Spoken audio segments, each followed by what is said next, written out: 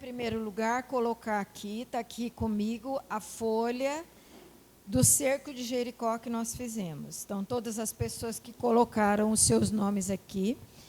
Aí eu olhei aqui, separei, foram 34 pessoas que fizeram os 7 dias, dia e noite, 24 horas, em oração.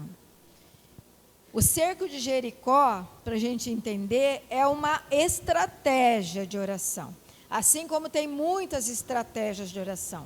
Não existe uma oração, uma fórmula, né? Existe estratégias.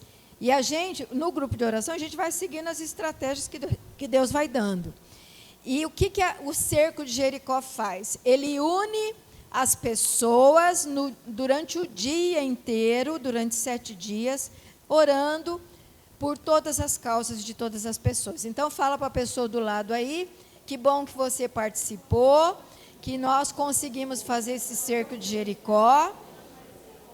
Com certeza, você vai ter testemunho, você vai ter coisas que você vai ver que o Senhor escutou a sua oração, unida às orações dos outros. Quando você tiver o testemunho, você traz o testemunho escrito, vai ter uma caixa ali para pôr os testemunhos. E aí não precisa pôr o nome, mas você coloca o que você conseguiu de graça de Deus através dessa estratégia de oração, que é o cerco de Jericó, aonde eu pego trechos da Bíblia, intercalado com orações, intercalado com pedidos, terminando com aquela palavra de Josué, quando ele vence e derruba as muralhas daquela cidade. Então, é uma estratégia de oração muito útil, né? Principalmente quando a gente, às vezes, não sabe o que fazer, né? Fala, o que eu vou rezar? Então, pega lá o cerco de Jericó, 7 dias, numa batalha espiritual. Vamos ficar em pé para a gente começar a nossa oração dessa noite. E aproveitando a questão do cerco de Jericó, eu quero colocar até a nossa camiseta aqui, que foi feita agora em novembro. A nossa camiseta, ela fala assim, vocês já viram? Pedi e recebereis. Está na palavra de Deus, está no Evangelho. Peça que você recebe. Pede que será dado. Insiste nos teus pedidos, que Deus vai responder os teus pedidos. Está na Bíblia, nós não estamos inventando isso. Está na Bíblia. Uma estratégia é pedir. Quantas vezes? Quantas vezes for necessária.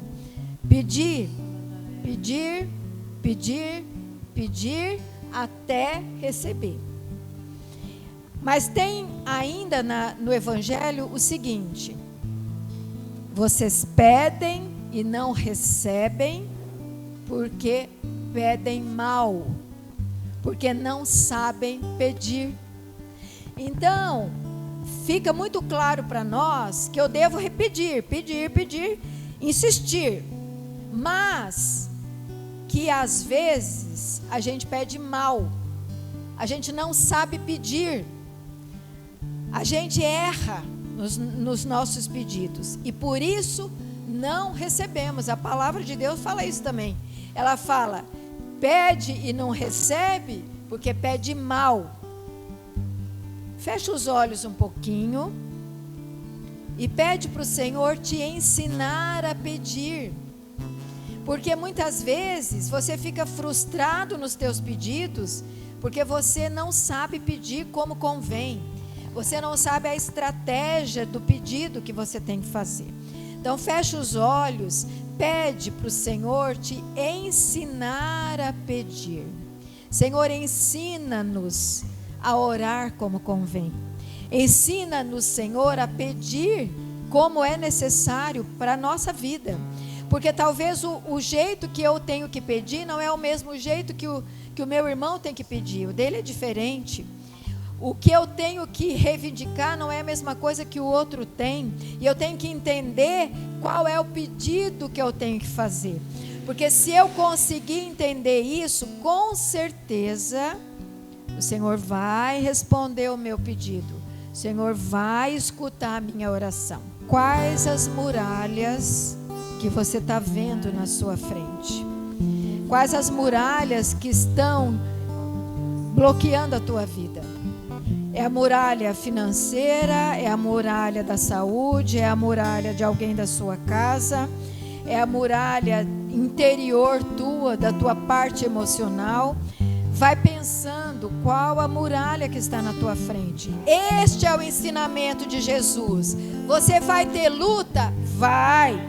Você vai ter perseguição? Vai. Você vai ter inimizade? Vai. Você vai ter problema dentro da sua casa? Vai.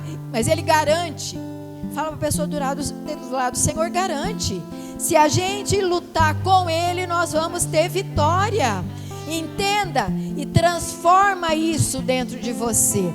Tira essa mentira de dentro de você. Põe a mão na pessoa do lado e fala: tira essa mentira de dentro de você. Tira isso, é mentira. É Satanás mentindo para nós, dizendo que nós vamos ser derrotados, que nós vamos ficar aniquilados, que esse mundo não vale nada, que essa vida não vale nada. Não é o que o Senhor promete. Ele diz: no mundo vocês vão ter aflições, mas vocês vão ser felizes, vocês vão conseguir. Quero falar de que a fé que acabamos de rezar, que nós estávamos rezando, e rezamos antes com a Áurea, e rezamos também pedindo a fé para realizar milagres, ela tem 3 dimensões. 3 dimensões. E eu quero falar um pouquinho disso, porque isso vai ajudar todos nós.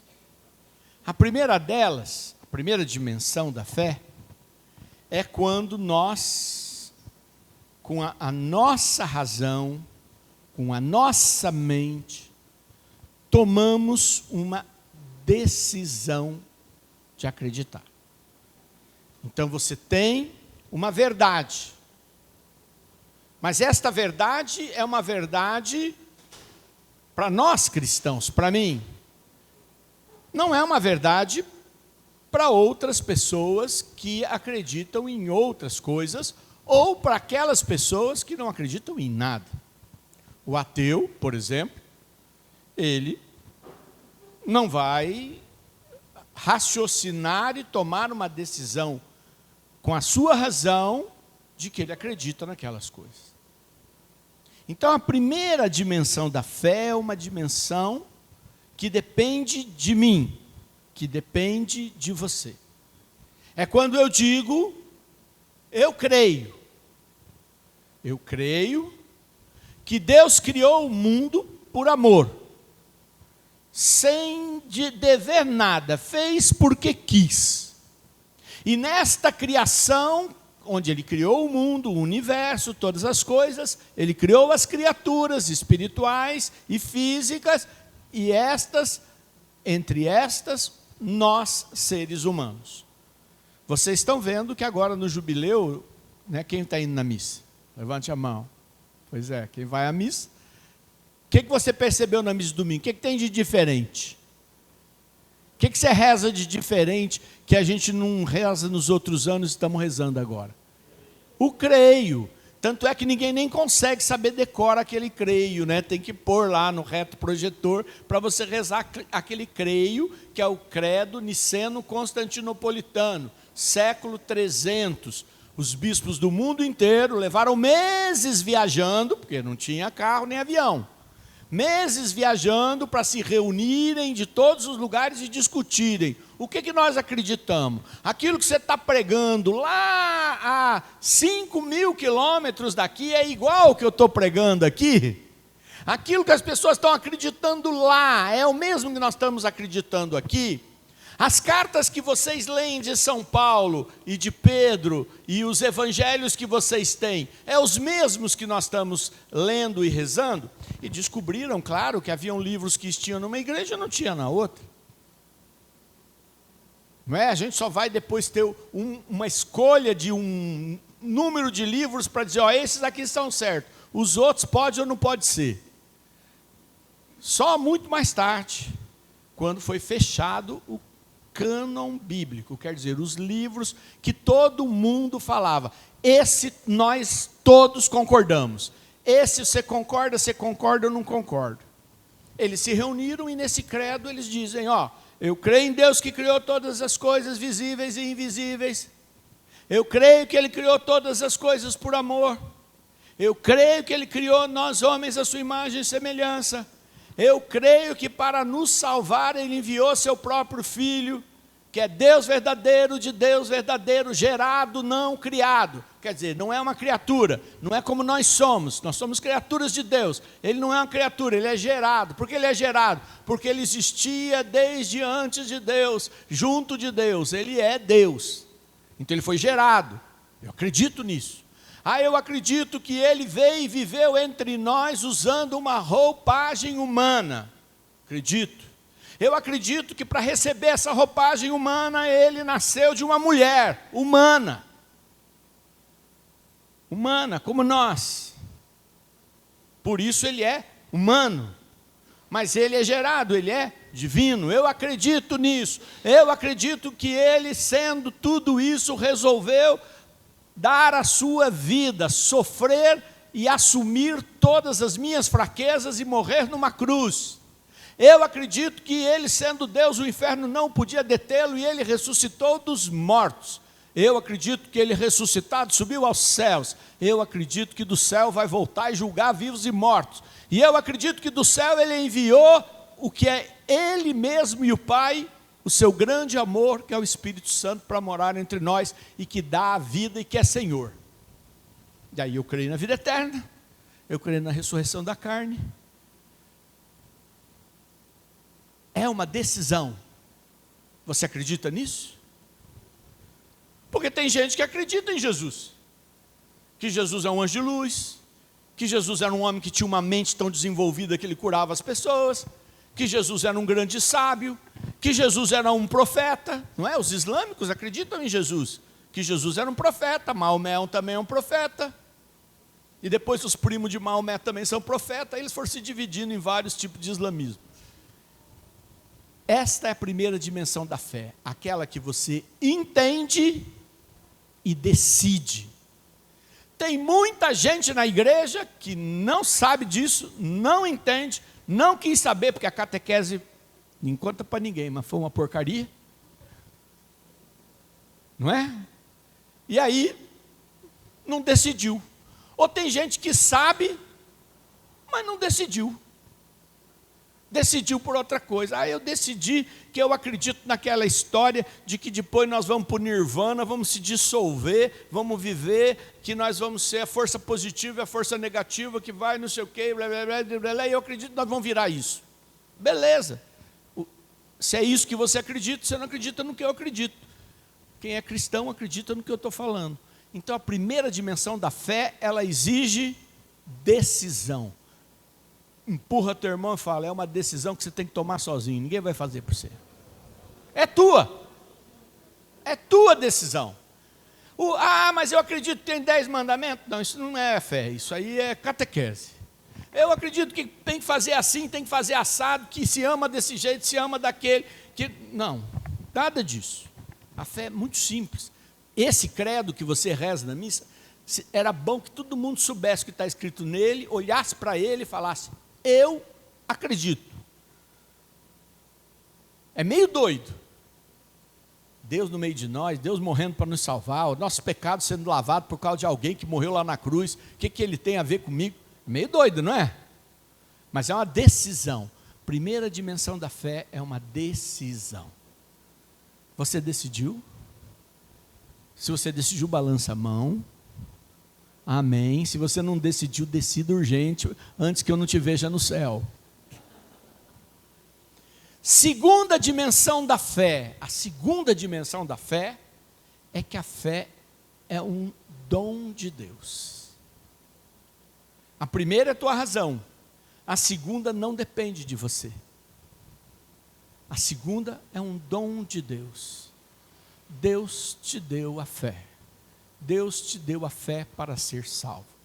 Deus te faz acreditar na salvação dele em todas as circunstâncias.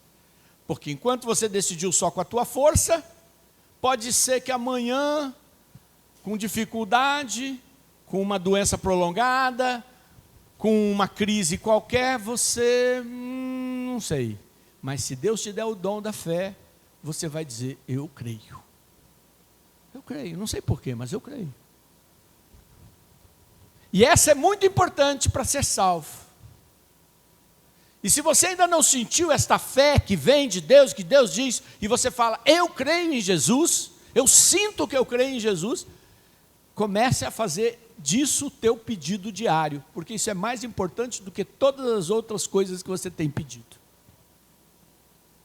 Então a primeira dimensão, põe a mão na cabeça, ó, é aqui. Decisão, cabeça. Claro que está escrito lá na carta aos Romanos, se creres em teu coração, professares com teus lábios, quer dizer, é uma coisa que você decidiu e você assume. Não, eu sou cristão, eu acredito em Jesus Cristo, eu acredito nisso, é minha fé, eu assumo. A segunda dimensão é, eu sinto que creio. Eu tenho certeza que eu creio. Na primeira e na segunda dimensão eu não tenho a menor dúvida. Porque Deus me deu a fé. E é por isso que eu estou até aqui, até hoje. Senão, já tinha me perdido em muitos caminhos. Então, eu creio. Então tem muita gente que vai para cima, vai para baixo, entendeu, mas não creu. Espero que você receba essa fé. Mas existe uma terceira dimensão da fé. Terceira. Pai, Filho e Espírito Santo, né? Trindade, terceira. Mostra aí para o pessoal de trás, ó, terceira dimensão, terceira. Esta terceira dimensão a gente chama de fé carismática. O que é carismática? Vem da palavra grega carismata, produto da graça. Quer dizer, é uma fé que faz coisas acontecerem. Uma fé que faz coisas acontecerem. E aí eu digo, a tua fé da razão é tão importante, mas ela não faz milagre. A tua fé que te salva, que é dom de Deus, ela é muito importante para a tua salvação e para as crises e para as vidas e para as lutas, mas ela não faz milagre. Mas essa terceira fé é a fé que faz milagres. E é um dom de Deus. Quem quer essa fé? Eu também quero. E esta fé carismática, talvez nem todos vão receber, mas nós devemos pedi-la. Porque se você quer ver milagre na sua vida, você tem que ter uma fé que acredita nisso. Olha só, por exemplo, o texto que eu escolhi, quer ver? Aqui, ó.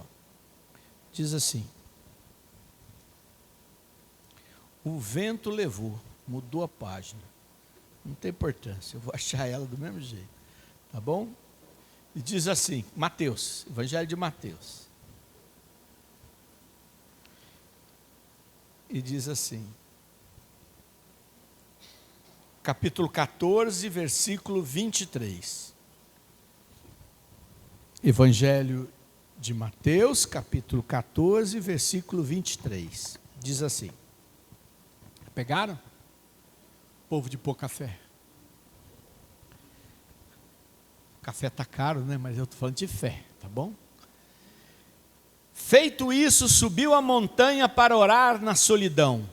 E chegando à noite, estava lá sozinho. Entretanto, já a boa distância da margem, a barca era agitada pelas ondas, pois o vento era contrário. Pela quarta vigília da noite, Jesus veio a eles caminhando sobre o mar. Quando os discípulos o perceberam caminhando sobre as águas, ficaram com medo e gritaram, é um fantasma? Disseram eles, soltando gritos de terror. Mas Jesus logo lhes disse, tranquilizai-vos, sou eu, não tenhais medo. Pedro tomou a palavra e falou: Senhor, se és tu, manda-me ir sobre as águas até junto de ti. Ele disse-lhe: vem. Pedro saiu da barca e caminhava sobre as águas ao encontro de Jesus. Mas, redobrando a violência do vento, teve medo e, começando a afundar, gritou: Senhor, salva-me. No mesmo instante, Jesus estendeu-lhe a mão, segurou-o e lhe disse: homem de pouca fé, por que duvidastes? Palavra do Senhor. Eu particularmente acho esse Pedro um cara cheio de fé. Porque sabe quando que no meio do barco, com um vento lascado, que o barco nem andava, Jesus aparece andando, que eu já ia me dar um susto lascado. Eu ainda ia ficar pensando, é Jesus, não é Jesus, eu ia dizer para ele, manda eu ir aí que eu vou andando. E Jesus fala, vem, e eu pulava do rio e ia andando. Quando? Quem faria? Pergunta para o outro, você fazia? É Jesus falando, mas você fazia? O Jesus que você conhece não vivia voando, ele vivia andando com você. Ele tinha ficado lá rezando, você que estava no barco, longe, ele desceu do monte, andou e te alcançou. Você nunca viu ele voando, aí de repente ele manda você andando, você ia, André? Pois é, eu acho que Pedro era um cara de fé, mas Jesus achou ele de pouca fé. Jesus não falou que ele não tinha fé, falou que ele tinha pouca fé para continuar ficando em cima da água. O dom, a terceira dimensão da fé, o dom da fé, é um dom que nos faz acreditar no extraordinário e não duvidar que ele vai acontecer. É aquele que olha para cá e fala, meu Deus, isso aqui vai ficar lotado. Aí a pessoa fala, mas como vai ficar lotado? Está sobrando um monte de lugar. Vai ficar lotado. Jesus falou para mim que vai ficar lotado. Não estou dizendo que Jesus falou para mim, eu estou dando um exemplo. E se Jesus falar para mim isso, eu vou dizer, eu vou aceitar. Se é com fé ou é porque eu quero. O que vocês acham? É a diferença entre descer do barco e ficar no barco. Não é verdade? E se eu tenho essa fé, as coisas vão acontecer. Elas vão acontecer. Então, muitos de nós que pedimos milagres, deveríamos estar pedindo a terceira dimensão desta fé.